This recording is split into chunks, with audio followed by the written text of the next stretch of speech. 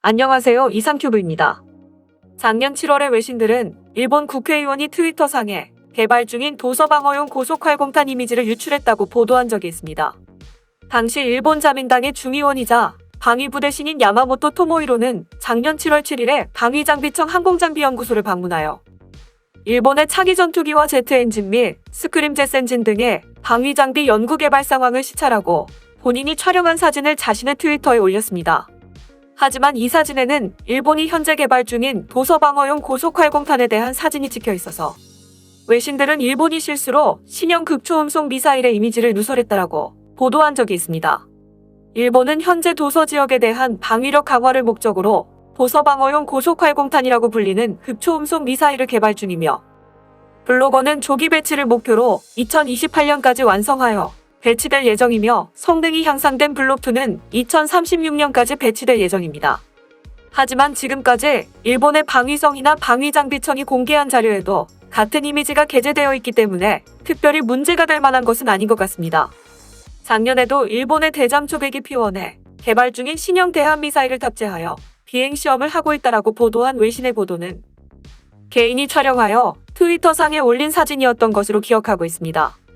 아마도 일본은 다른 나라에 비해 국방 관련 정보 공개가 늦으며 한국이나 다른 나라들과 같이 무기 개발을 홍보하기 위한 그 흔한 CG나 CG 영상을 만들지 않기 때문에 일본은 다른 분야들과 마찬가지로 무기 개발에서도 폐쇄적인 정책을 유지하고 있는 나라입니다. 때문에 외신들은 일본인의 SNS에서 흘러나오는 정보를 감시하여 일본이 무엇을 하고 있는지 파악하려 하고 있으며 이번 사건은 이런 상황에서 나온 일종의 해프닝이었습니다.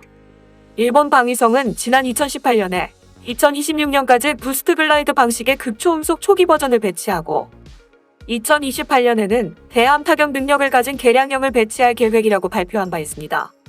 극초음속은 음속의 5배 이상의 속도를 뜻하므로 탄도미사일이나 고고도 대공미사일과 같이 마하5 이상으로 비행하는 무기체계도 이에 해당합니다. 하지만 현재 극초음속 무기란 의미는 부스트 글라이드나 극초음속 순항미사일에만 주로 사용되고 있습니다.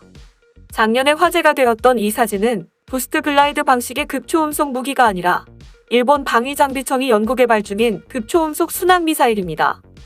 일본의 극초음속 순항미사일은 램제트와 스크램제트 엔진을 결합한 듀얼모드 램제트 엔진을 탑재한 상태에서 마하5 이상의 극초음속으로 비행하는 무기입니다. 부스트 글라이드 무기체계에는 러시아의 지르콘 미사일이 있으며 이 무기체계는 탄도미사일 기술의 연장선상에 있습니다. 즉 상승 단계에서는 통상적인 탄도미사일처럼 고체 로켓 부스터를 활용해 70km 이상의 고도와 마하 10 수준의 속도를 가지게 됩니다. 일반적인 탄도미사일은 최대 고도까지 상승한 이후 포물선을 그리며 하강하지만 부스트 글라이드는 제도립체가 고체 로켓에서 분리된 이후 아래로 낙하하지 않습니다. 그 대신에 제도립체가 60km 정도의 고도에서 바등각을 형성하도록 자세를 제어합니다. 즉 부스트 글라이드 제도립체는 자세를 세운 이후에 마하5 이상의 극초음속 비행 시에 발생하는 충격파를 활용해 대기권 상층부에서 미끄러지듯 튕겨오르게 됩니다.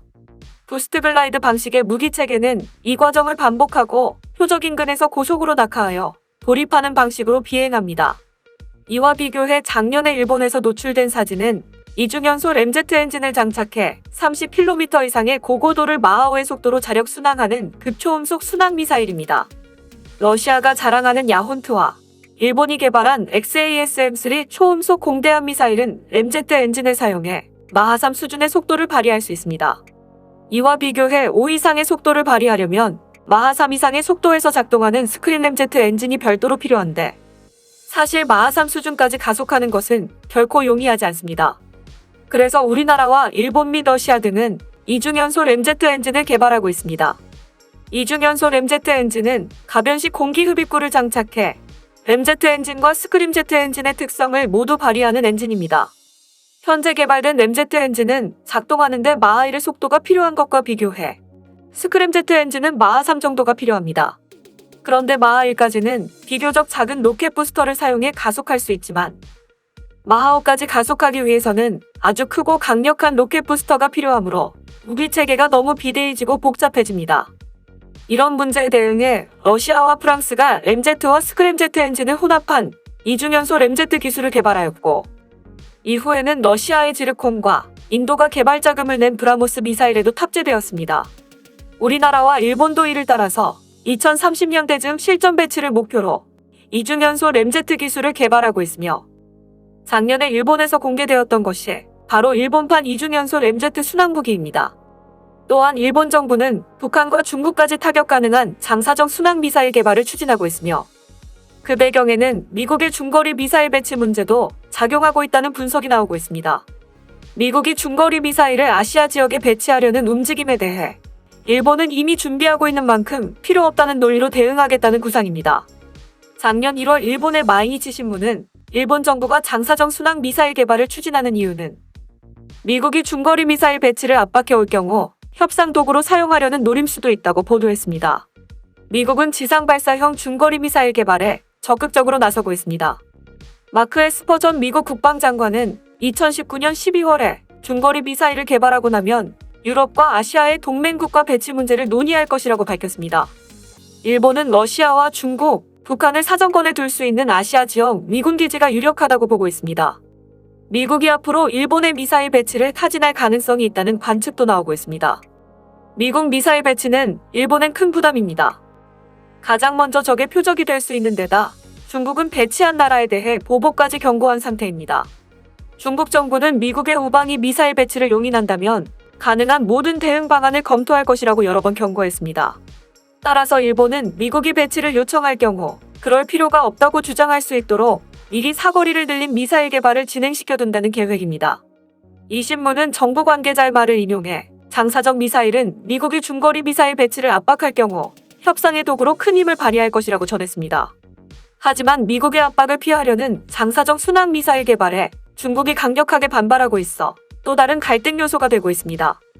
중국은 일본을 향해 전수방위 약속을 성실히 이행하고 행동으로 평화 발전의 길을 걷길 바란다는 입장을 발표하기도 했습니다. 일본 정부는 현재 사거리 150에서 200km 정도인 12식 지대 함유도탄의 사거리를 5년에 걸쳐 900km, 최종적으로는 1500km로 늘리고 여기에 레이더망을 피할 수 있다는 스텔스 성능도 개발할 계획입니다. 일본 정부는 한국과 중국 등의 미사일 능력이 향상되는 가운데 일본도 사정권 밖에서 공격할 수 있는 장비를 갖춰야 일본의 안전도 지킬 수 있다고 보고 있습니다. 일본이 장거리 순항 미사일 개발을 추진하는 것은 이번이 처음이며 올해에만 335억엔의 예산을 투입하기로 결정했습니다. 여기에 일본은 ASM-3 초음속 공대함 미사일도 개발하여 개량 중에 있습니다. 일본의 경우 사면이 바다로 둘러싸여 있고 열도로 구성된 섬나라여서 이미 자국산 공대함 미사일을 개발해 지난 1980년부터 배치했습니다. 일본 최초의 공대함 미사일은 80식 공대함 미사일로 아음속에 50km 사거리에 미사일 자체의 소형 추적 레이더 송수 신부를 갖춘 유도 방식을 사용했습니다. 80식 공대함 미사일은 영어로는 ASM-1으로 불렸습니다. 지난 1993년에는 ASM-2로 업그레이드 되었으며 이 미사일은 터보제트 엔진을 장착해 비행 속도도 빨라지고 사거리는 100km 이상으로 늘어났으며 적외선 이미지 유도 방식, 즉 적함에서 방출되는 적외선을 포착해 이를 이미지화해 표적을 추적하여 명중시키는 유도 방식을 사용했습니다. 이 때문에 전파가 발산되는 능동 레이더 추적 방식에 비해 존재를 드러내지 않고 좀 더 은밀하게 적함을 타격할 수 있습니다. 또한 최근에는 마하 3의 200km의 사거리를 가진 ASM-3 미사일을 개발했으나 개발 기간 동안 중국 해군의 방공 능력이 엄청나게 성장하면서 방위성 내부 및 공자대 파일럿들 사이에서 사정거리가 부족한 것 아니냐는 목소리가 나와 일본은 ASM-3 미사일을 배치하지 않고 곧바로 ASM-3의 개량형을 개발 중에 있습니다. 일본은 ASM-3의 개량형을 2025년 이후에 배치할 계획이라고 하니 우리나라가 개발 중인 초음속 대함 미사일과 거의 비슷한 시기에 배치될 것입니다. 또한 앞서 설명한 일본의 초음속 미사일도 우리나라가 개발 중인 초음속 미사일과 마찬가지로 2030년 즈음을 실전 배치 목표로 잡고 있어 우리나라와 일본은 거의 비슷한 시기에 배치할 것으로 예상되며 일본이 개발 중인 장거리 순항 미사일도 2020년 중반에 배치될 예정이어서 현무사의 배치 시기와 거의 비슷할 것으로 보여 앞으로 2020년대 중반 이후 우리나라와 일본의 첨단 미사일 개발 경쟁은 한층 더 가열될 것으로 보입니다. 이상 마치겠습니다. 시청해주셔서 고맙습니다. 이상튜브였습니다.